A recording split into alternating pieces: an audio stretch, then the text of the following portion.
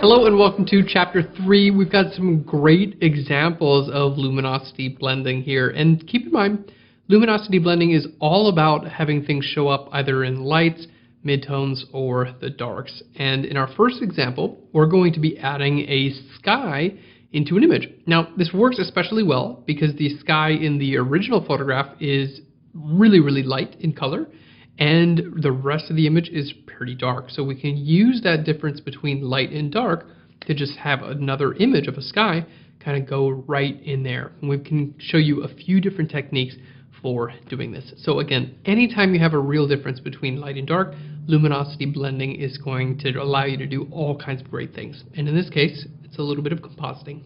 So starting here in Photoshop, let's go ahead and open up our sample images. We're in Chapter 3. Section 1, we're going to open up both of these images, add a sky 1 and 2. There we are. And let's use our move tool. I'm going to hold shift and click and drag from this image right over to that one. There we go. So now you can see on add a sky 2, we've got a layer here with our new sky, and we've got our background. So this layer we can hit Control or Command W, we can close that out. I'm going to hit F for full screen here. And we're going to go ahead and add the sky. So let's go ahead and put the sky right in about place there. Now I'm going to make this a little bit smaller. So let's hit Control or Command T. Let's go ahead and lower our opacity just a little first. Control or Command T. And we're just going to make this just a little bit smaller here. There we go. And we can always move this once it's in place as well.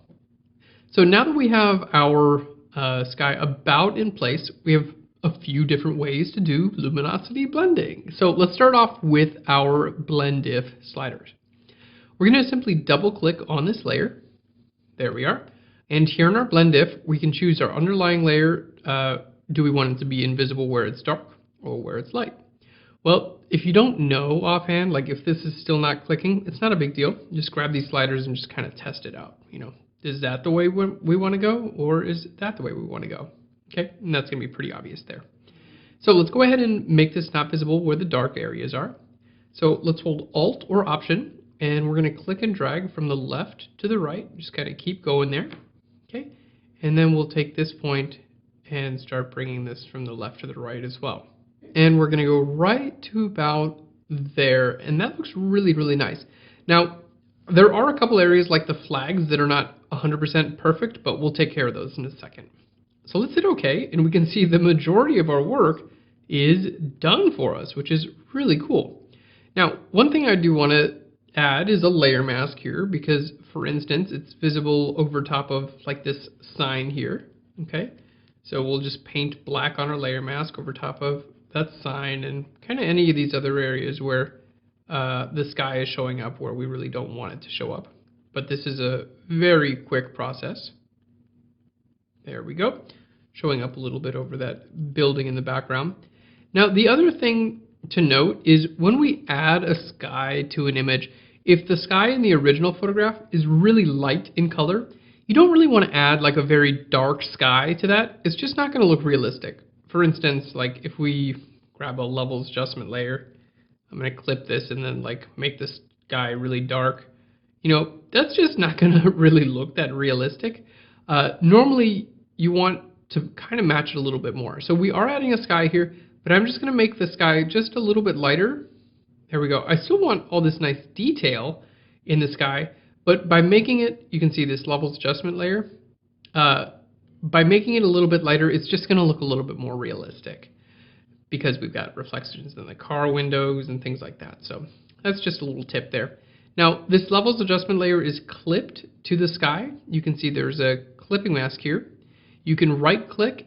I'm just going to go to release clipping mask. You can see now this affects everything. Okay, right click and go to create clipping mask, and you can see that only affects the sky now. Okay, so just a nice little added bonus there. Now, this did most of the job for us.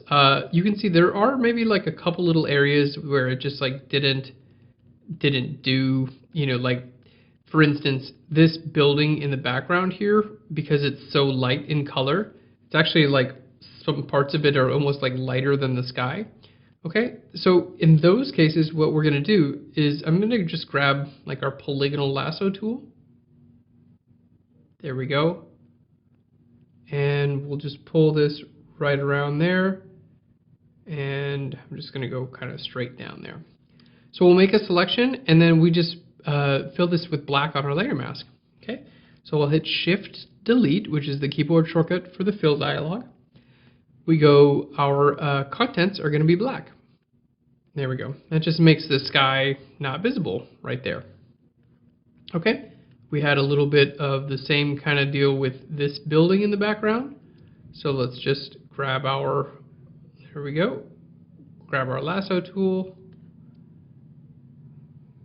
There we go.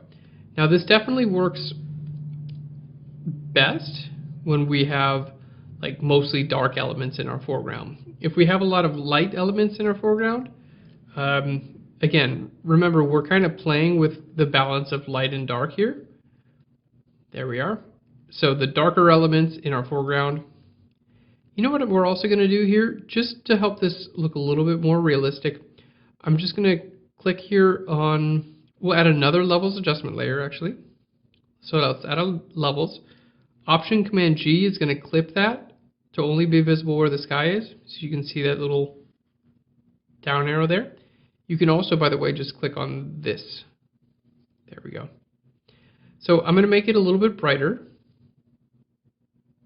There we go. Kind of match what we have originally. But then this isn't going to be visible everywhere. Okay. So I'm going to hit Control or Command I on this layer mask. Just makes the layer mask black. And then let's hit G for our gradient tool. And then I'm going to click here and we'll go to the foreground to transparent gradient. So it's just going to go my foreground color, which is white, to transparent. And then I'm going to use the linear gradient. And I'm just going to click here and then hold Shift and just drag that straight up, just like that. So you can see it just lightens up that area there. And that's just going to help it make it look a little bit more realistic there too. Okay, well that looks really nice. And you can see we have our sky and we have the layer mask for the sky. Now I can actually unclick this little chain link. So by default they're chain linked together. So if I move the layer, the mask is going to move too. So you can see, look at that, the mask is moving too, right? But if I unlink the layer and the mask, then I can move just the layer and the mask stays in place. Check that out. So you can get this about where you want it and everything else looks really good. Just a really fun little technique that you can use to kind of get the sky about where you want it and then kind of just move it around and it's going to look great. Now we're just going to take care of a couple small details and we'll be done. So I'm going to create a new layer. We'll go to Image and down to Apply Image. And what I want to do is I want to apply the background over top of everything. And the reason is just like the flags and things like that, we're getting a little bit lost. So we're going to choose our background. Okay, blending can be normal in this case because we're actually going to change the blend mode of the entire layer. Okay, that looks great. Now, in this case, here's what I'm talking about, like this sky flags, just like a little bit, they got a little bit lost there. Not a big deal, but just a little bit. So what we're going to do is now make this layer a multiply layer. Okay, and you can see it just multiplies this over top of everything, including the sky that we just added. Okay, now we don't want this to be visible everywhere because obviously it just makes everything darker. It's a multiply. However, we can have this be visible in a couple areas where it does help. The other thing that I want to do is make the lights a little bit lighter with this layer. So we're going to grab a levels adjustment layer and clip that. So let's just click this button so it's only going to affect there. And I'm just going to make my lights a little bit lighter. There we go. And basically what that's going to do is it's going to make my sky pretty much invisible. Right? So now if I make this layer visible and invisible, you can see my sky is pretty much invisible. Okay, so now that that's in place and looking good, let's just click here on this layer and then hold Alt or Option and click on our layer mask. That just makes a black layer mask. And then I'm going to paint white on my layer mask just where we want it, you know, like where, there we go. You know what else we can do? I think there should be a little bit of blue color in here. So let's just go to our levels. Let's double click here on our levels. There we go. We'll go to our blue channel And I'll just add a little bit more blue. So you can see if I go this way, it's yellowy. If I go this way, it's just a little bit of blue. There we go. Just a little bit of blue, and that's going to help like kind of reflect what's going on, the color in the sky. Okay, let's hold shift and click on this layer mask and see, any other areas where we think this might benefit from being visible, like, these little areas here. We're kind of losing a little bit of this detail. There we go. Okay. I think that looks really, really nice. So turning this off and on, you can see just took care of a couple little details. Maybe we won't make it. There we go. So dark. Okay. Well, there we have it. Let's go ahead and group those together. Controller Command G, and here's our before and the after, adding a really nice blue sky to this image. And again, one of the big reasons why this works so well is because we have a light colored sky. You can see the sky is pretty light in color, and then the rest of the ground elements are relatively dark.